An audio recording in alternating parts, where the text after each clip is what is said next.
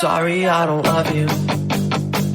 Afraid I've grown accustomed to. Cause with you, something isn't wrong, something isn't wrong. Hey everyone, welcome to a new episode of Welcome to Geekdom. I know that's a little redundant at times, but this week I have on James Shotwell, who is returning, and this week we are talking all about True Romance, the 1993 movie directed by Tony Scott. James, how are you doing today? I'm doing surprisingly well, considering that it's Inauguration Day. Yes, I am definitely glad we are podcasting instead of watching that.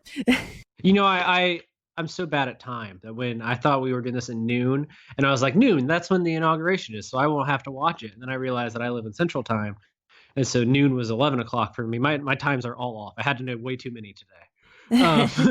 So I was like, oh crap, that means I do have to watch it. And I didn't have to, but like at the same time I kind of felt compelled to, because if something crazy did happen, I wanted to like see it, you know? Yeah, see, I just skipped it altogether because it's only 10 in the morning for me, and I was like, I'm not starting my day with that.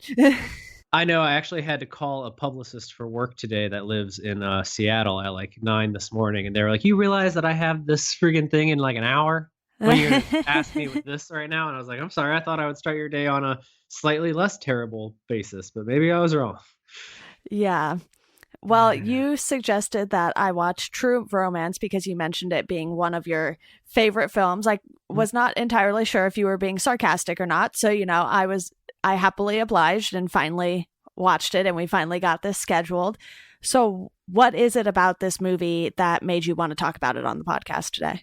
Well, when I was on last time, we talked about Nicolas Cage, who does not appear in True Romance.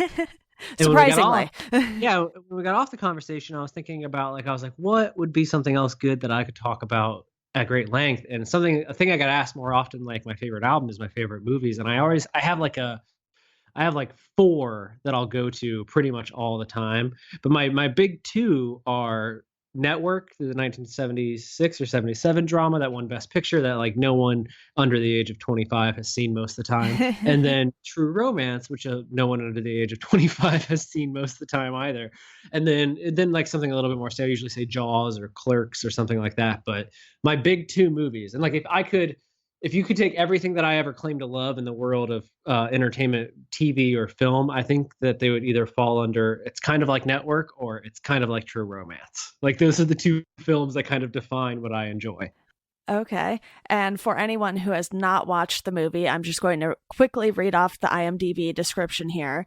So it says, in Detroit, a lonely pop culture geek marries a call girl, steals cocaine from her pimp, and tries to sell it in Hollywood. Meanwhile, the owners of the cocaine, the mob, track them down in an attempt to reclaim it. So I read that description and I was like, all right, I can get into this movie. And when I go back and watch older movies, obviously with how much technology has improved and everything, so you know, even stunts are better now than they were then, and obviously, you know, the blood and the gore and everything is handled much better, I would say, in more recent movies than in movies from basically, I would say, probably pre-2000s, even maybe, you know, some of the early 2000s movies aren't too great, but in Definitely. This, because it, like I said, 1993, which I wasn't even one when this movie came out yet. I turned one in December of 93. So obviously I would not have been remotely close to seeing this when it came out, but I watched it and I went into it like, okay, there's definitely going to be a cheese factor in this movie. There are moments that are going to be completely cheesy and don't look great, and I was fine with that. So overall, I would say this is definitely an enjoyable movie. I know a lot of people aren't too fond of this type of movie because I know anytime I mention Quentin Tarantino in a movie, my mom's like, no, thank you. So, you know, it's not for everyone, but I feel like this isn't quite on the level of something like Magnificent Seven or Magnificent Eight or, you know, some of the more recent Tarantino stuff. So what is it that kind of draws you to this movie? Well, just real quick before we get to that, it is worth pointing out that this is the only film that Quentin Tarantino wrote but didn't direct. Right. But if you ask him, it still takes place in the shared universe of all of Quentin Tarantino's films. Okay. Which is kind of a weird like tidbit of information, but he wanted to direct it. And I think but it kind of fell apart because this movie comes out in '93. This is right after Quentin Tarantino became like the biggest thing in indie film since the beginning of time. And so he actually sold the script for this movie for $50,000, which is like the bare minimum that he could have gotten paid at the time. And then Tony Scott, the man who gave us Top Gun of all movies, is the guy who took on this film. And he's now dead, which is super tragic. But it's a weird that Quentin Tarantino doesn't direct it, because you can tell that it's a Quentin Tarantino movie that he's not making. Like all the parts are there, but it doesn't have the slickness that Quentin Tarantino films kind of have. And from Tony Scott's perspective, this movie feels incredibly commercial, but it still has all those Tarantino elements that make it not so. Where you're like, it's a weird thing to watch because the tone of the movie is a little bit different than what's actually happening in the story itself. It's a little bit more lighthearted when you think about what's actually happening on screen. Right.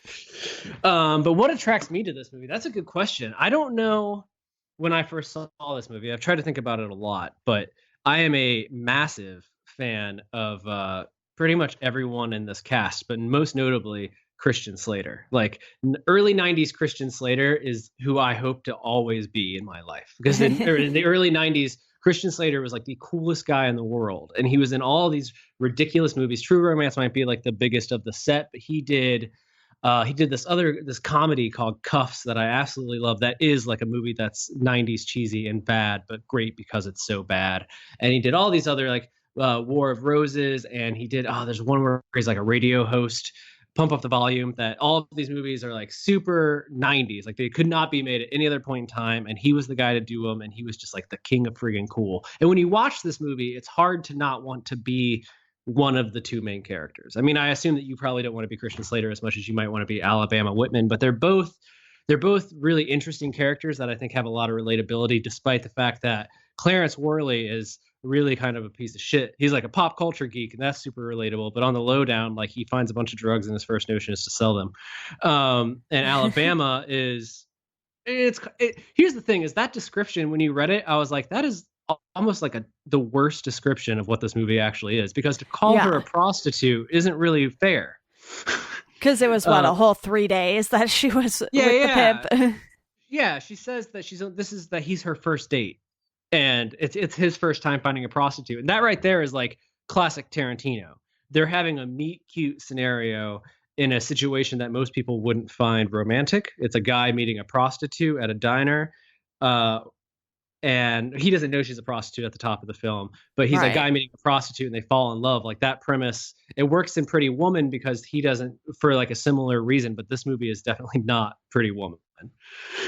Yeah, not by any means. So I guess what really pulls me to it is I relate a lot to Clarence. I relate a lot to Clarence Worley. And I think this is Patricia Arquette in this movie has to be one of my first crushes. It's still one of my like biggest crushes. I think Patricia Arquette is still beautiful, but like in my mind, my perfect woman for the longest time would be Alabama Whitman, because she's a badass and she's gorgeous and she's actually tougher than Clarence, which is like at the top of the movie, you think he's going to be the hero that saves the day, but really she ends up saving him. Yeah. And it's crazy to me how many big names they got in this movie, even though a lot of those big names weren't playing these big characters that we're used to seeing them play. Especially, you have Brad Pitt as the stoner roommate of Michael Rappaport. And, that was just such a funny dynamic to see in this movie, because going into the movie, I didn't go look and see who all was going to be in it. I sort of just went into it not knowing a whole lot about it. So to see even Samuel L. Jackson for maybe a minute in the movie, that's just crazy to me that they would use someone so big for such a small amount of time, but it's still so effective. You're absolutely right about the casting. If you look at the IMDb page, like the entire set before the cutoff is all actors that most people would recognize. Right. And the Brad Pitt one's how big he got after this movie. Yeah. The fun thing about that role, though, is that that's not what his character was written as. Brad Pitt came on set and suggested that he be a stoner who never leaves the couch. That sounds about right. And like you said, he hadn't really hit that run he had. We didn't get Seven until 95, and then Fight Club wasn't until 99. So Brad Pitt wasn't quite there yet. But if you look at these names, obviously Samuel L. Jackson had done plenty of stuff before 93, probably. And you have Val Kilmer, Dennis Hopper, Gary Oldman, who I did not recognize at all in this movie. Like, I had to go look at IMDb after, and I was like, who was that guy? Because he plays the pimp, Drexel Spivey, in this, and he has dreads, and it looks like he either has like a glass eye or is blind in one eye or something going on there. And I was just like, I have no clue who this could be. It's funny because almost every character in this movie has a ridiculous name. Like, they're all, like you just said, Drexel Spivey, as if it's a common name. But there's Clarence Worley, Clifford Worley, Alabama Whitman, Vincenzo Cacotti, Big Don, Big Dick Ritchie. There's a lot of weird character names, but that's a Tarantino thing. Like, that's another one of those Tarantino elements where it's like, this wouldn't really happen. Like, if Tony Scott had just made a studio movie, it would be like Paul and Sarah, but instead it's Clarence and Alabama.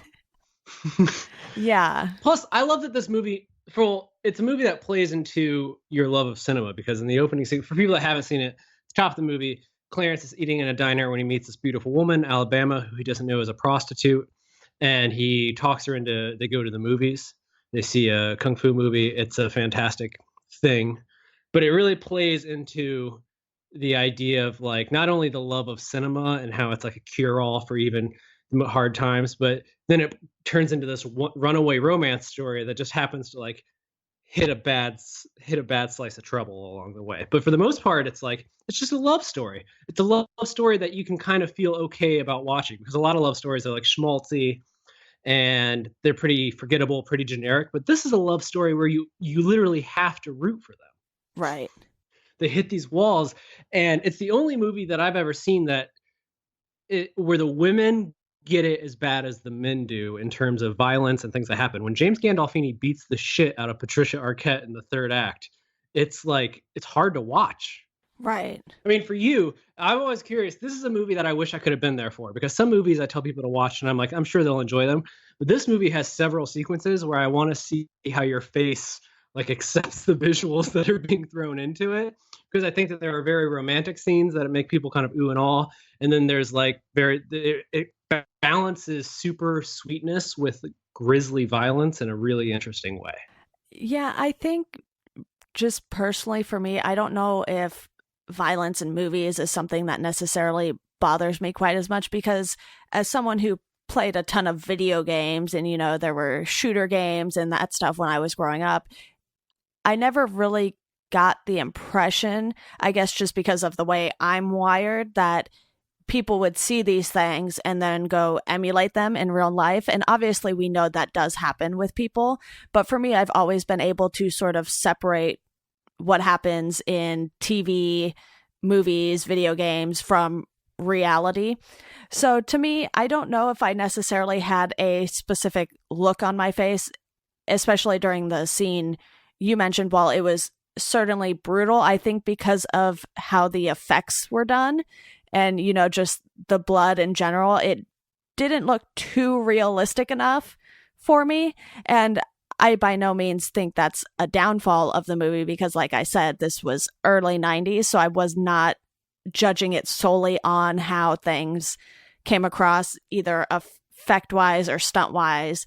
But it was a brutal scene, and you sort of just see in Alabama's face, she's not enjoying it, obviously, but she knows that she's going to survive through it. And I think that's the moment when you realize, okay, she is like the backbone of this movie.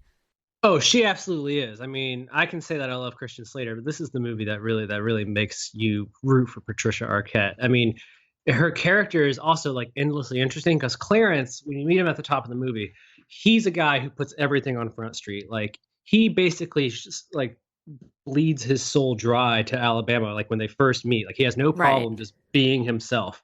Alabama is still trying to find out who she is, and she knows that she's gone down this path that isn't who she ever thought she was. She never thought she'd be a prostitute working in Detroit. And then she meets this guy and they go on this romance. And the whole movie, she's still figuring out who she is, whereas Clarence is just trying to be who he is when we meet him.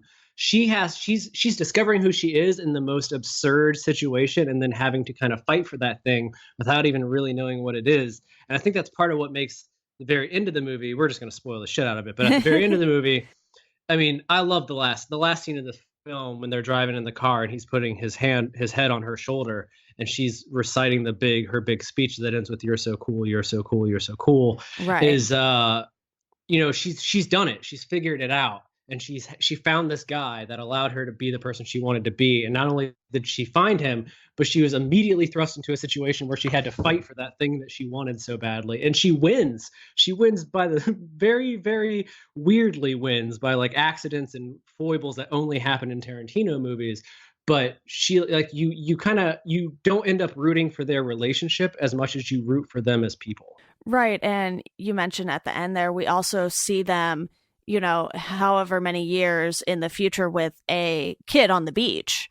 And, so you sort of realize, okay, so this was one crazy ride, but it did settle itself down in the long run. So it's like they kind of got it out of their system and sort of, it was almost like this crazy love at first sight story. And it just turned into this sort of epic run-in with the mob and everything. And you sort of see it's like, okay, they got that out of their system early on. So, now things can kind of go down from there. And the end, it's just such a peaceful scene too.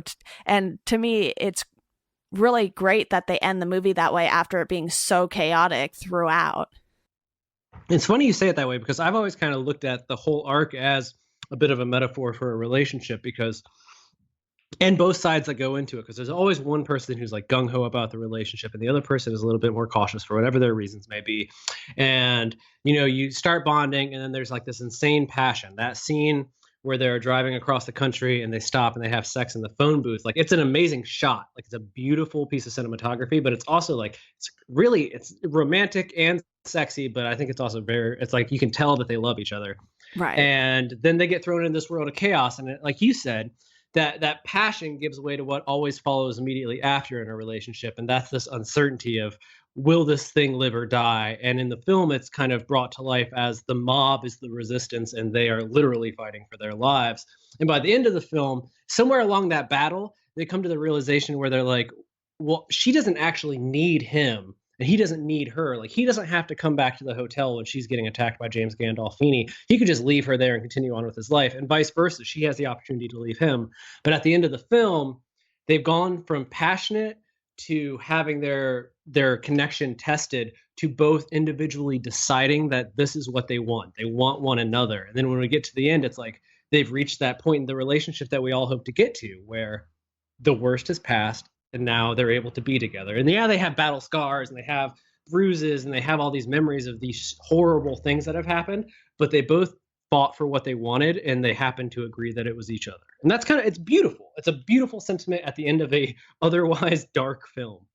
Yeah. And it honestly doesn't matter that their sort of worst of it is so much worse than it will typically be for anyone in reality. Most of us are not going to have run-ins with the mob, especially in the current day.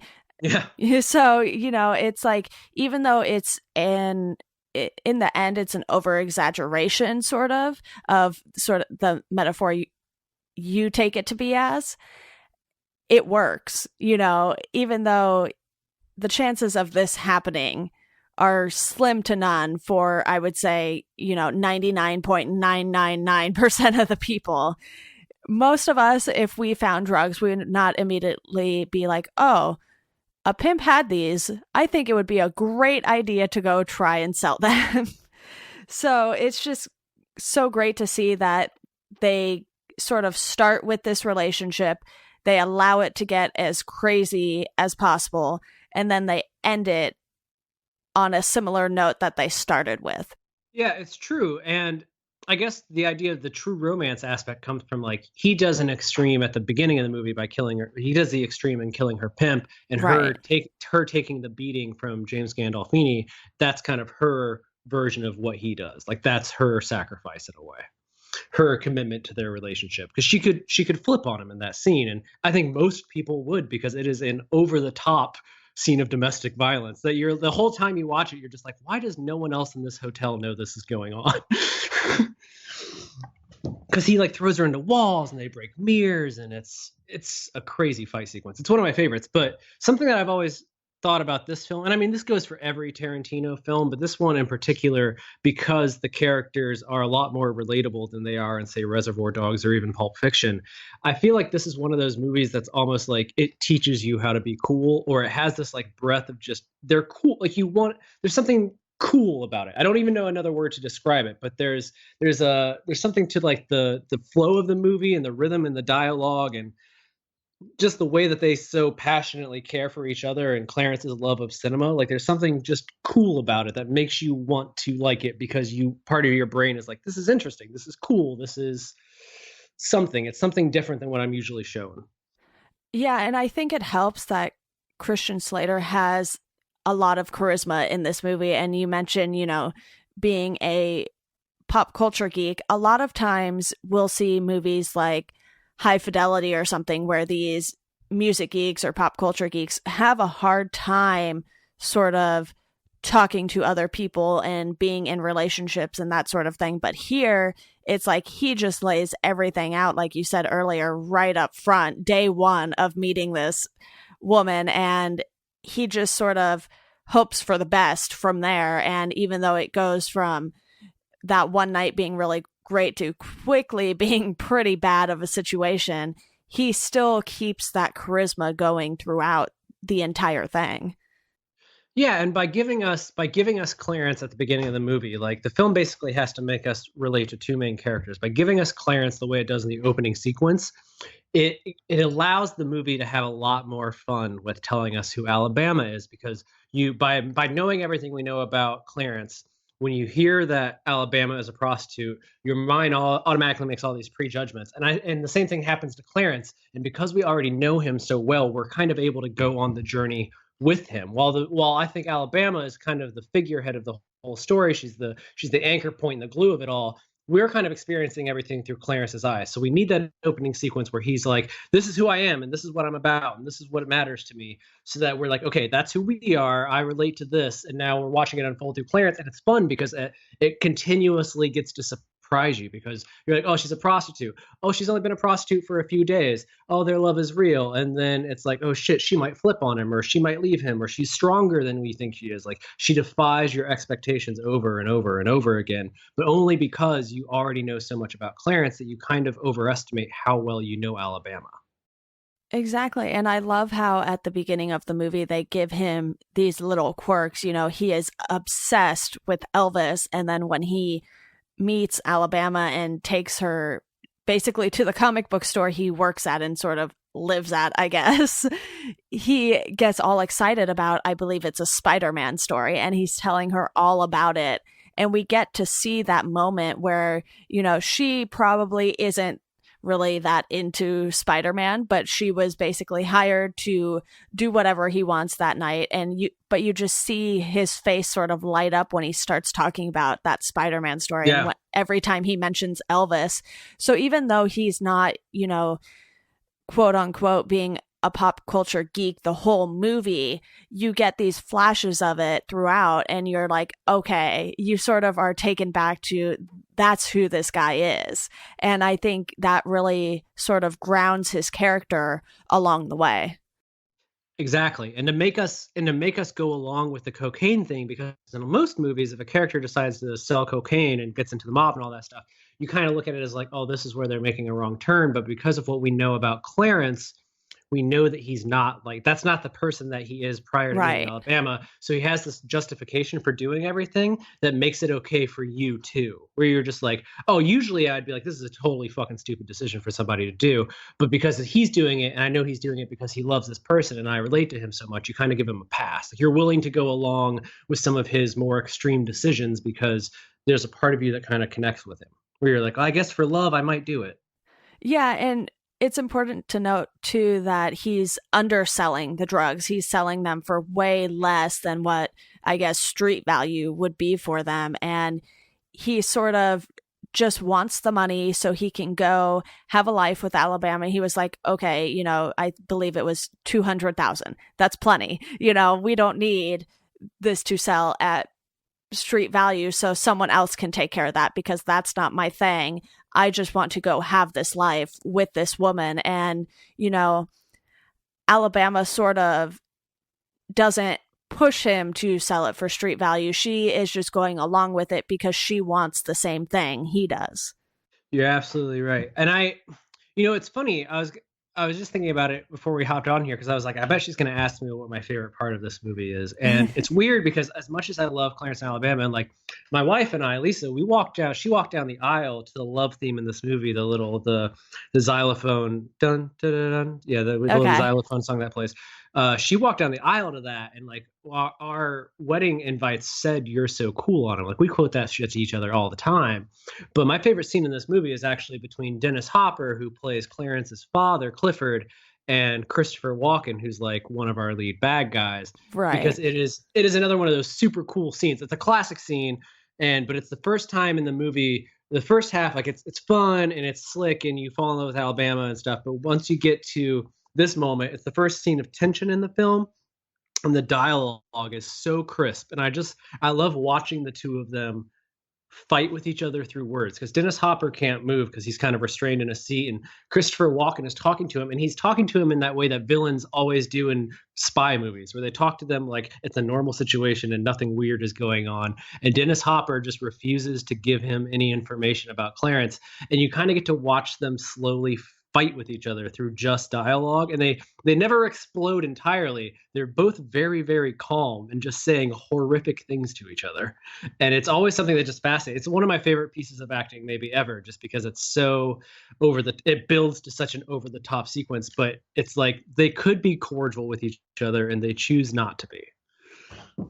Yeah, and in that scene too, we have Luca, who is played by Paul Ben Victor, and he doesn't speak English. So, he's sort of just like looking around, kind of wondering what's going on as the dad is telling Christopher Walken this story and everything. And he just thinks it's hilarious that, this guy knows he's going to die and he's going to sit here and tell me a story to piss me off even more, basically. And you always know a movie is super cool when they name their child Elvis. Like, that's something about Clarence in this movie, is that's another one of those things that they give us. So we know right away that he loves comic books, he loves kung fu movies, right? And he loves going to the movies. That's very specific. He likes going to the cinema, and then he has this whole thing where he talks about Jailhouse Rock for like 30 seconds. And it's just to establish that he also loves Elvis. And clearly he does. I mean, he wears the big sunglasses. He looks like he looks like a poor kid who wants to be Elvis. But I almost like Elvis more because of this movie. Like, you're listening to him talk about it and you're like, yeah, I guess Elvis kind of is like the ultimate cool guy. And then they named their son Elvis. And in any other movie, you would be like, oh, that's so stupid. But in this, again, you're just like, I guess it makes sense. Yeah, they do such a good job of making you accept this universe and that these people exist within a world that is not that unlike ours. That when you find out that they named their kid Elvis Worley at the end of the movie, you're like, yeah, I guess that makes sense. Like, sure, why not? Why wouldn't they do that? And, aside from the scene with his dad, Clifford, and Vincenzo, I believe is how you pronounce that, but you kind of see that moment coming the minute him and his crew go up to the dad's trailer and everything.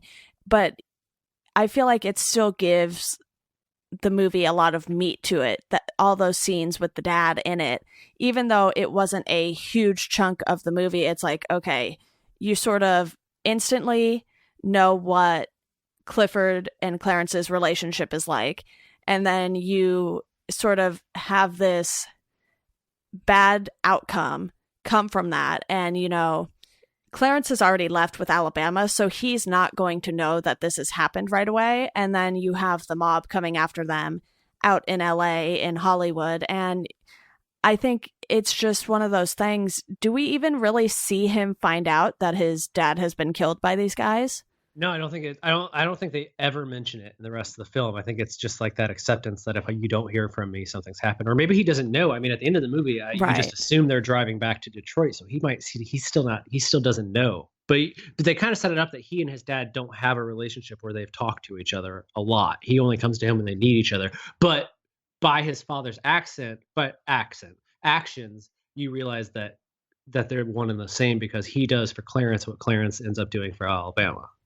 Right. And I think if I were to add anything to the movie, I would have loved to see the aftermath of that whole situation. You know, maybe Clarence finds out about his dad when they go back to Detroit. You know, maybe they stop by on the way back and he sort of not necessarily finds the dad, but realizes something has happened. And I think that would have just added a little something to him as a character, especially because, you know, in the end, his dad was not willing to give him up, even though the address was sitting right there on the refrigerator door or something. You know, the dad still was not going to just willingly let these guys get what they wanted.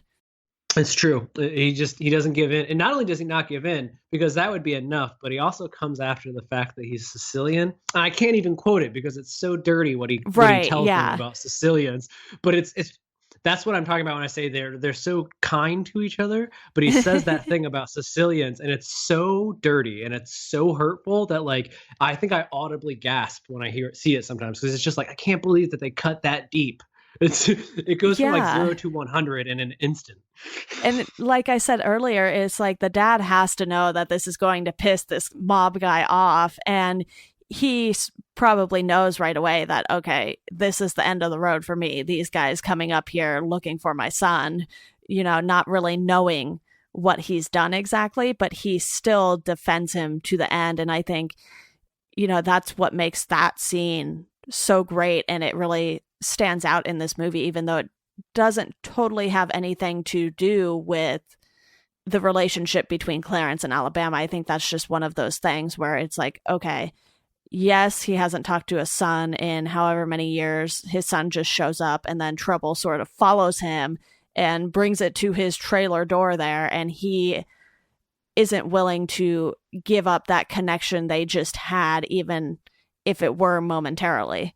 You're absolutely right. And while we've been talking, it actually dawned on me that maybe the first time I heard of this movie might have been because of Fall Out Boy. I don't know. It's definitely an emo band that probably like some lyrics, but every time I watch the movie, I always feel like the entire emo movement can be summarized in that line that Clarence says to Alabama, which I had to Google to make sure I said it right. But he has that great quote that's, "You just said you love me. Now, if I say I love you and just throw caution to the wind and let the chips fall where they may, and you're lying to me, I'm going to fucking die." Like, that is all of emo music, right? In a nutshell.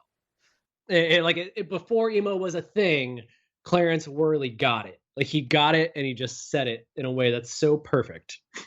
Yeah, and that was one of those things that happened right at the beginning of the movie too. It's after they've spent this night together, and then he thinks she has left, but then realizes, you know, the window's open and she's sitting out in front of the billboard that's right outside where he's staying at the comic book shop or whatever. And it's just this crazy moment that seems super unrealistic, but in a way, it's like you get where he's coming from. And, you know, because he basically wears his heart on his sleeve from the moment he meets her through the end of the movie, it's just a nice little moment. And, you know, it's funny that you bring up that correlation to music, because sometimes I'll listen to these lyrics and I'll be like, do these things happen to everyone? Or, you know, is this like such a one-time situation type thing that it seems crazy to hear it said out loud? And you sort of just start to think about these things and how they relate to other things or how other people might feel. And I think that's where this movie and its title, True Romance, really sort of come together. Absolutely. Absolutely. It's also the only movie where a character can call someone doggy daddy and it's okay. Like, you just roll with it. The dialogue is so great. There are so many things about it. Like I know that you said that you probably didn't react as much to like the violence and stuff like that, but it is a movie that I feel like it's a modern I'm just gonna say it's a modern masterpiece in my mind, and I think most people agree because on IMDb, despite being 24 years old, Jesus Christ, it has almost 200,000 reviews, and it still has an 8.0 on IMDb. Like that's super high for IMDb. But it's a perfect amalgamation of like a romance movie with an action movie with a gangster movie with kind of a coming of age story, and then just a movie that's kind of cool for the sake of being cool. Like we don't need all of the pop culture stuff that it ties in, but it helps to make it better. And the reason that we decided to do this podcast, we should probably get to, is that last week I got to stay at this hotel. Right. Because it still exists. It's a lot smaller than I thought it was. I think my big takeaway from California is that everything is smaller than you think it is. Yeah, I mean, you sort of look around downtown LA and it's like, okay, yeah, sure, they have these big buildings, but it's nowhere near the size of New York, or even Philly when I was there felt bigger in a sense than LA did. And I think people just sort of see LA as this thing they can't have. So then when they go there and they see it, they're like, oh, this sort of isn't what I was expecting. And, you know, as someone who is from Orange County and currently back in Orange County again now, it's like LA isn't that appealing to me anymore. I mean, I know, as you and I both know, as people who work in the music industry, or in my case, are trying to work in the music industry, a lot of jobs are based in LA. And I'm at the point where I'm just like, but why do you have to all be in LA? Because, you know, I was interning at Fearless Records and they were down here in Orange County, and it was great for me because I could drive from my parents' house in Orange County and get there fairly easily.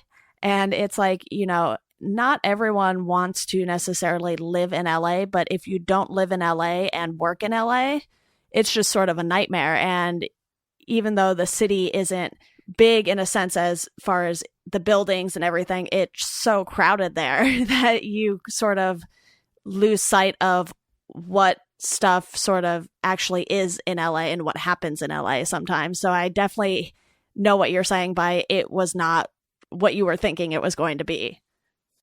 Yeah, and I had been there before, so I knew a little bit, but I guess I've watched True Romance so many times that I thought I was going to like be just, I was so happy to be staying at the Safari Inn, which is ironic considering the role it plays in the story, but it was so small. And not only was it so small, but I rolled in and I was like, I thought they would be able to tell from the smile on my face that I was way too happy to be at this crappy motel.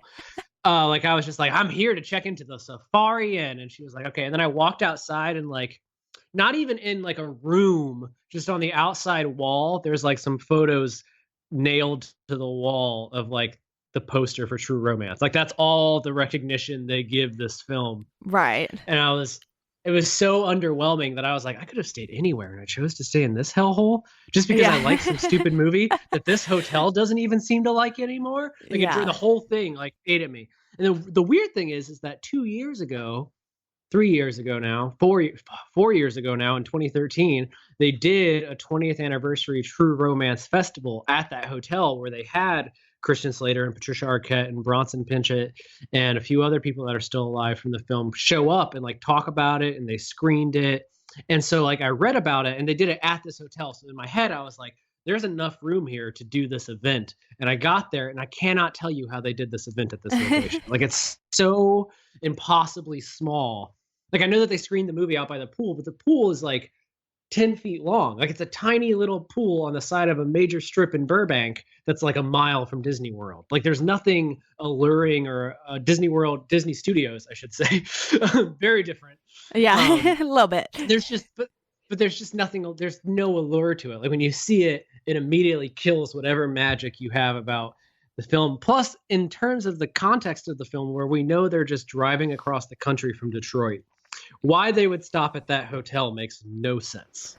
Like of all the hotels in Los Angeles and Burbank and whatever, like you Right. have to get off the highway and drive 2 miles to hit the Safari Inn. So, because in the movie, it's like they just pull off the side of the road and they're like, well, I guess we'll stay here. But it's like, no, this is like a choice. It's a very specific choice. Yeah, and I think a lot of times, especially when you have movies that are filmed on location in places like LA or New York, even, sometimes you'll go visit these places expecting it to look like it did in the movies, and then you sort of realize that the cameras make these places look so much bigger and so much more extravagant, I guess, than they actually are. Because even when you're seeing that inn, I have not been to it personally, so you'll have to sort of speak more towards this, but it's like you see that inn and it sort of looks like it's a decent size and there's quite a few rooms and everything. And you sort of drive up and they just park their car in the middle there, which would probably piss a lot of people off in LA now. So you could never get away with something like that. So it's sort of like they give you this unrealistic expectation of how cool this Safari Inn is supposed to be. No, you're absolutely right.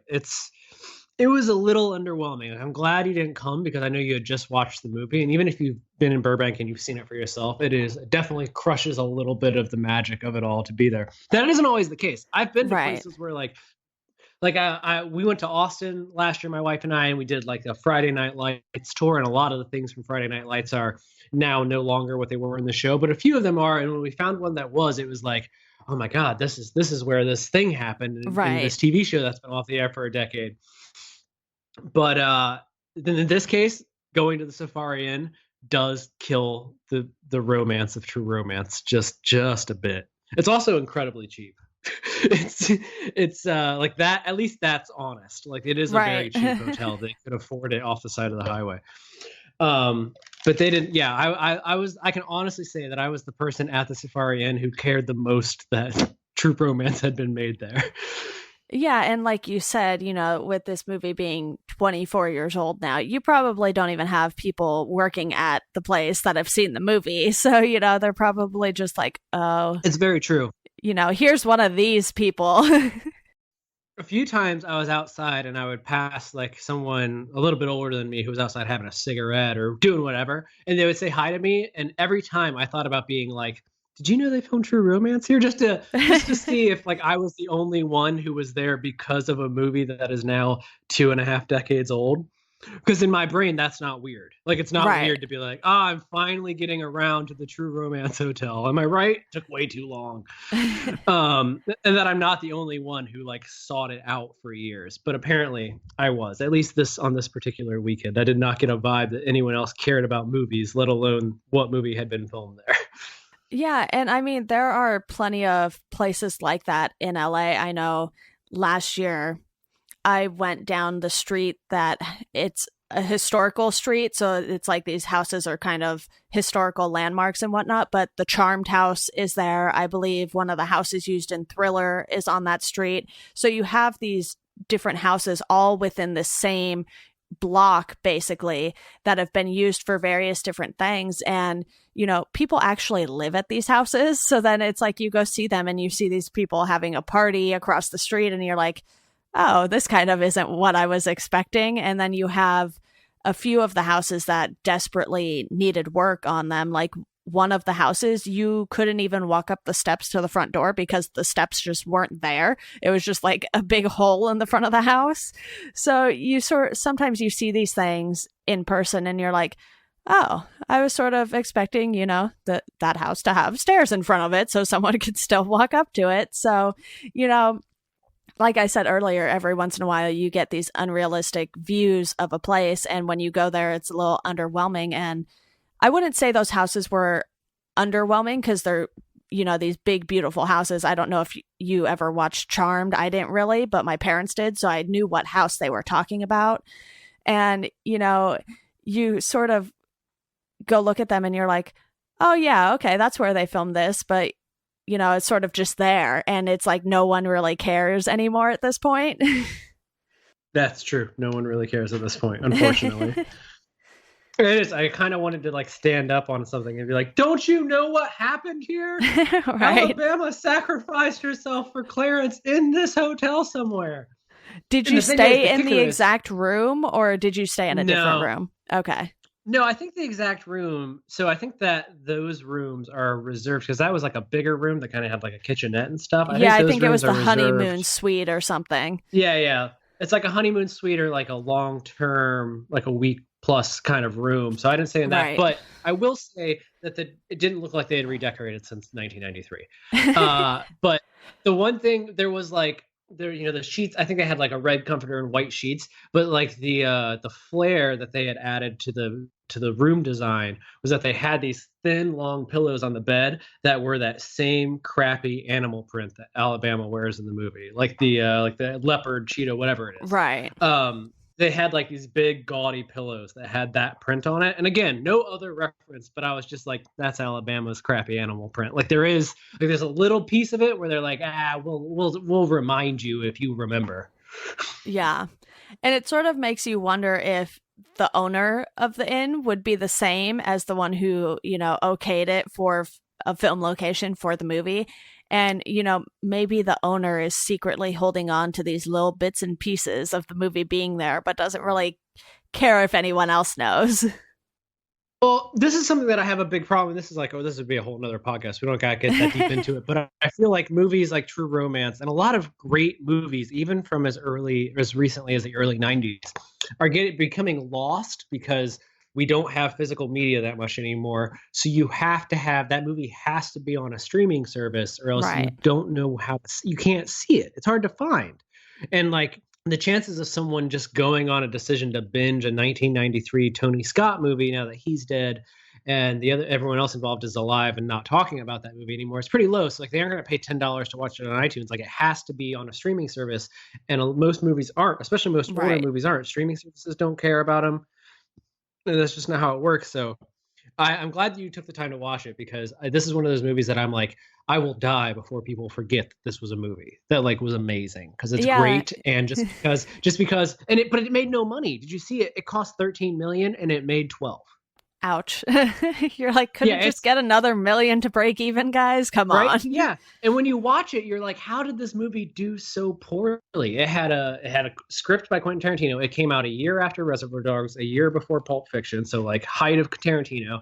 Slater is huge. Patricia Arquette was doing pretty well right then. Tony Scott had already made Top Gun. Like all of the components are there for it to be good. And above all, it's a good movie. But for some reason, like it just tanked and it has never gotten the love it deserves, despite anyone that has seen it will tell you it's really good, but most people just haven't seen it.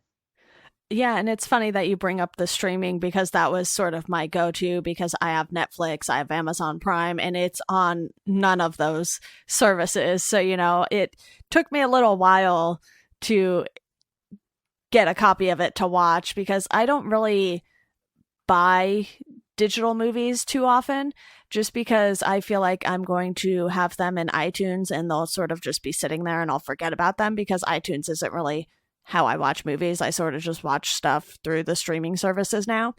And, I was surprised. I was like, but look at all of the names in this movie. Once I had watched it, I was like, how is this not on any of the streaming services? And I definitely see what you're saying by, a lot of these older movies have sort of just dropped off and they aren't even getting picked up on streaming services, which is a bummer, especially more so for someone like you who is such a big movie buff. I know I probably won't ever come close to watching nearly as many movies as you do, but I do enjoy movies. It's just sort of, I consume so many different types of media that movies have been the one thing to suffer the most, I guess, because I got really big into podcasts. Obviously, music is a priority for me, and getting into comics and everything, it's like, okay, one of these things is not going to be at the level I want it to be at. So this year I'm sort of hoping to get a better balance of my movie watching. So basically what I'm saying is the more you come on this podcast and recommend me movies to watch and we talk about them, I'll watch some more movies, but I definitely will, like I said, never be at that level that you are at because you actively review movies on a week-to-week basis. It's true. I've watched 6 movies this week. It's Friday. So I guess one a day so far this week, but I've some days that I watch 2. But I actually thought about this, and this is why I buy movies. We have like 400 movies at our house, because I have this deep-seated fear that I won't be able to find something that I want to tell somebody to watch or that I want to watch myself. And True Romance is one of those movies where it's like if I didn't own it, I'd have to buy an iTunes version. Like you, I don't use iTunes that way. So I was going to say that I've had this idea where I was like, we could, if not that you or I need another thing to do, but if we could find the time, it'd be fun to do like a movie history podcast where we only talked about movies that people had to rent. And like, I could just mail you like a stack of old movies that I own and be like, watch these. And then we'll talk about these, and then we'll just we'll work through like classic films that you can't find and try to build a revolution. I would definitely be down for that. Because I think like it's weird because you said I review a lot of movies, and I watched a lot of great stuff this week. I've been fortunate recently. I've been watching a lot of festival films that won't be out for weeks or months. Right. And it's fun. I love doing that. But something I've really found a greater passion for watching something from like 1993 or 1984. Like my wife and I have gotten on this thing where we'll find an actor we really love. Recently, it was Walter Matthau, who was in like Grumpy Old Men and stuff, and he's been dead forever. But we recently thought about like what Walter Matthau movies haven't we seen, and we spent like 3 weeks just watching old like 50s, 60s, 70s movies that Walter Matthau was in that neither one of us had ever seen, and finding them was so freaking difficult.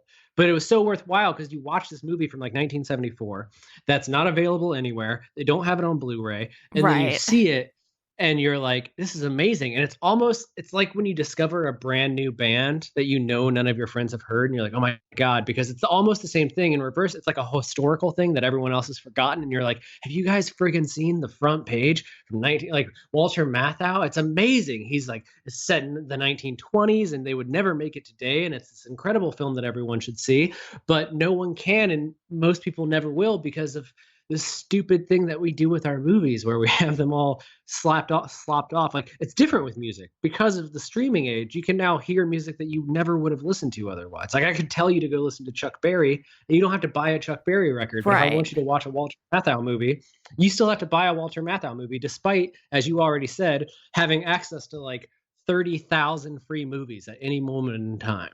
Right.